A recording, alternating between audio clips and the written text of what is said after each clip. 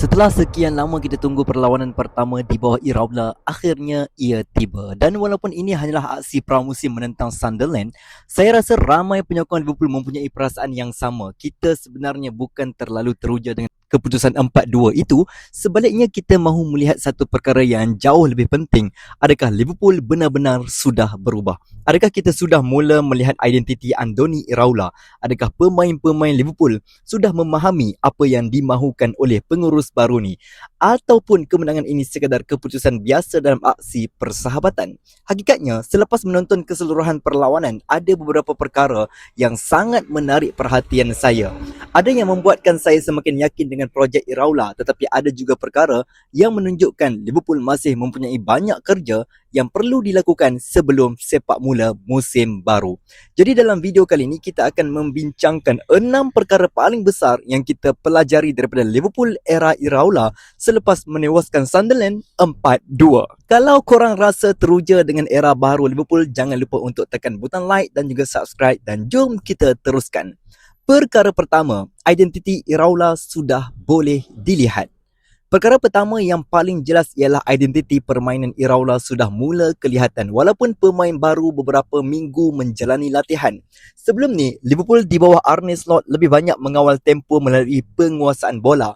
Pasukan akan membina serangan dengan lebih sabar. Tetapi di bawah Iraola, kita dapat melihat perubahan yang agak ketara.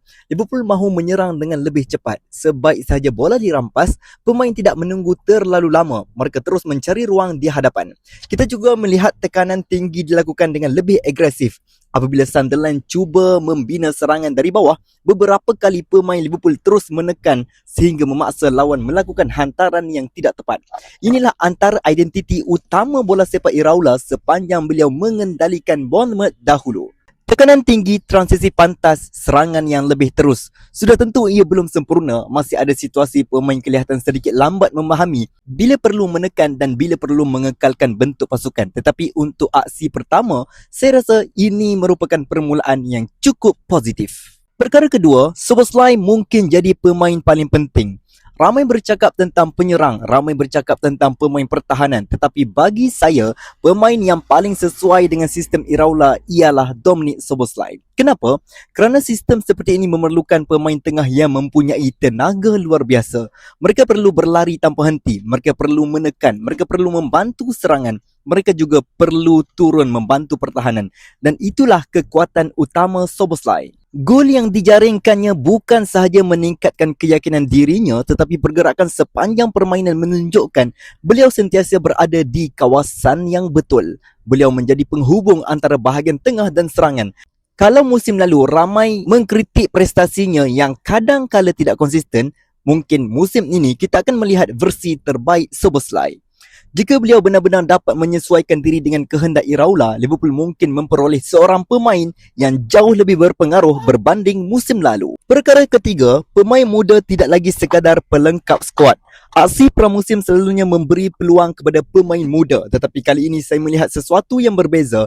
Mereka bukan sekadar dimasukkan untuk mengisi minit permainan, mereka diberikan tanggungjawab sebenar. Kieran Morrison, Luis Comas dan beberapa pemain muda lain bermain dengan penuh keyakinan. Yang paling menarik ialah mereka tidak takut mengambil risiko. Mereka berani melakukan hantaran ke hadapan, mereka berani menekan, mereka juga berani membuat larian di belakang pertahanan. Gol Morrison dan Comas menjadi bukti bahawa Akademi Liverpool masih terus melahirkan pemain berkualiti.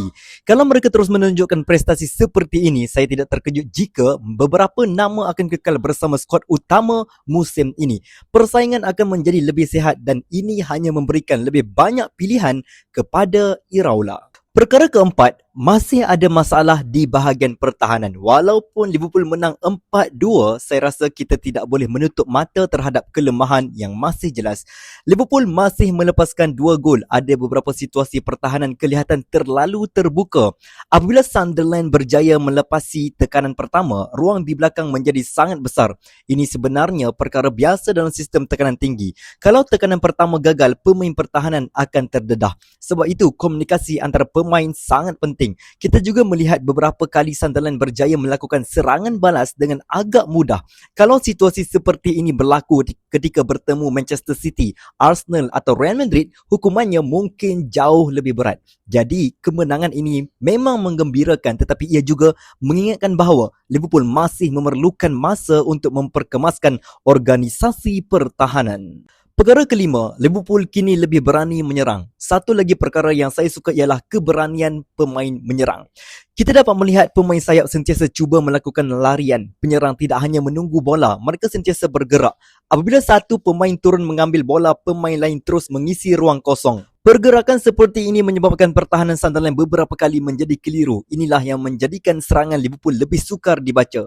Kita juga melihat lebih ramai pemain memasuki kotak penalti. Bukan hanya penyerang, pemain tengah turut menyokong. Fullback juga berani naik membantu. Corak seperti ini memberi lebih banyak pilihan ketika menyerang.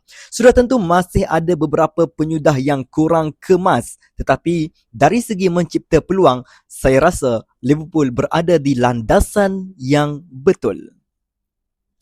Perkara keenam, keputusan bukan perkara paling penting. Akhir sekali, ramai mungkin melihat keputusan 4-2 dan terus mengatakan Liverpool sudah bersedia untuk musim baharu. Saya rasa masih terlalu awal. Dalam aksi pramusim, keputusan bukan ukuran sebenar.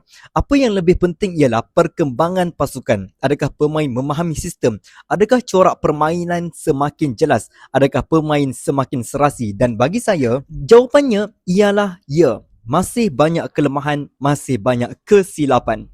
Tetapi arah yang sedang dituju kelihatan sangat positif. Kalau dibandingkan aksi pertama, kebanyakan pengurus baharu, saya rasa Iraola sudah menunjukkan beberapa petunjuk bahawa beliau mempunyai idea yang jelas tentang bagaimana Liverpool mahu bermain. Sekarang cabaran sebenar ialah memastikan pemain mampu mengekalkan intensiti seperti ini apabila musim kompetitif bermula. Kerana bermain seperti ini selama 90 minit setiap minggu bukan sesuatu yang mudah.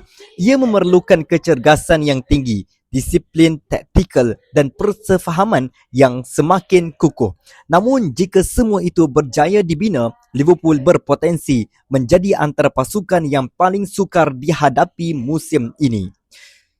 Jadi, itulah 6 perkara terbesar yang saya pelajari daripada aksi pertama Liverpool di bawah Andoni Iraola. Pertama, identiti permainan baharu sudah mula kelihatan. Kedua, Szoboszlai mungkin menjadi nadi utama sistem ini. Ketiga, pemain muda membuktikan mereka benar-benar layak diberi peluang.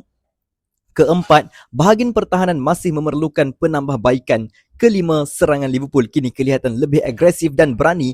Dan keenam, walaupun keputusan 4-2 menggembirakan, perkara paling penting ialah kita sudah mula melihat hala tuju sebenar Liverpool di bawah pengurus baharu. Apa yang lebih menarik, ini baru perlawanan pertama. Bayangkan bagaimana rupa Liverpool selepas 2 atau 3 bulan berlatih bersama Iraola. Mungkinkah kita bakal melihat satu lagi evolusi besar di Anfield? Atau masih terlalu awal untuk membuat kesimpulan? Apa pendapat anda antara 6 perkara tadi? Yang mana paling membuatkan anda teruja? Kongsikan pandangan anda di ruangan komen. Saya ingin baca sendiri apa yang anda fikirkan. Kalau anda suka video analisis seperti ini, jangan lupa untuk tekan like, subscribe dan aktifkan loceng supaya anda tidak terlepas sebarang berita, analisis dan perkembangan terkini Liverpool. Bantu saya sebab target saya sebelum mulanya musim baru, kita nak capai 5,000 subscriber untuk Liverpool Fan Action. Kita jumpa dalam video yang seterusnya. You will never walk alone.